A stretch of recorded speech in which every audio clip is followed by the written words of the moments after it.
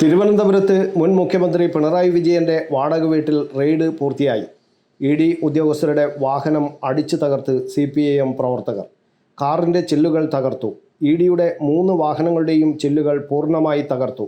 ED സംഘത്തിൻ്റെ കാറിന് നേരെ പരക്കെ അക്രമം ഉണ്ടായി. CPIM പ്രവർത്തകർ ഇ.ഡിയുടെ വാഹനങ്ങൾ വളഞ്ഞു. പാർട്ടി പ്രവർത്തകർ പിണറായിയുടെ വീട്ടിലേക്ക് ഇരച്ചുകയറി. തുടർന്ന് പോലീസ് ലാത്തി വീശി. പിണറായി വിജയന്റെ കണ്ണൂർ പാണ്ഡ്യാലമുക്കിലെ വീട്ടിലെ റെയ്ഡ് അവസാനിപ്പിച്ച് ഇ.ഡി മടങ്ങിയിരുന്നു.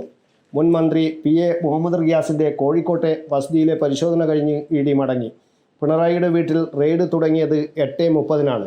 പരിശോധനയിൽ കേസുമായി ബന്ധപ്പെട്ട ഒരു രേഖകളും കിട്ടിയില്ലെന്ന് മഹസറിൽ പറയുന്നു. പാണ്ഡ്യാലമുക്കിലെ പിണറായിയുടെ വീട്ടിൽ നിന്ന് പുറത്തിറങ്ങിയ ഇ.ഡി ഉദ്യോഗസ്ഥരെ CPIM പ്രവർത്തകർ കൂകി വിളിച്ചു. കണ്ണൂരിൽ ഉദ്യോഗസ്ഥർക്ക് പ്രവർത്തകരുടെ പ്രതിഷേധം മൂലം മടങ്ങാൻ കഴിയുന്നില്ലായിരുന്നു. ജില്ലയിലെ നേതാക്കളോട് ഉദ്യോഗസ്ഥർക്ക് മടങ്ങാനുള്ള വഴി ഒരുക്കണമെന്ന് ആവശ്യപ്പെട്ടു. ഇ.ഡി ഉദ്യോഗസ്ഥരെ പുറത്തേക്ക് വിടില്ലെന്ന നിലപാടിലാണ് പ്രവർത്തകർ. പ്രവർത്തകരോട് പിരിഞ്ഞു പോകാൻ MV ജയരാജൻ ആവശ്യപ്പെട്ടു. വീടിന് മുന്നിൽ വൻ പ്രതിഷേധമായിരുന്നു CPIM പ്രവർത്തകർ നടത്തിയിരുന്നത്.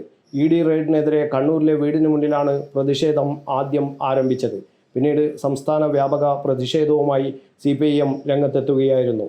News bureau, Kannur media.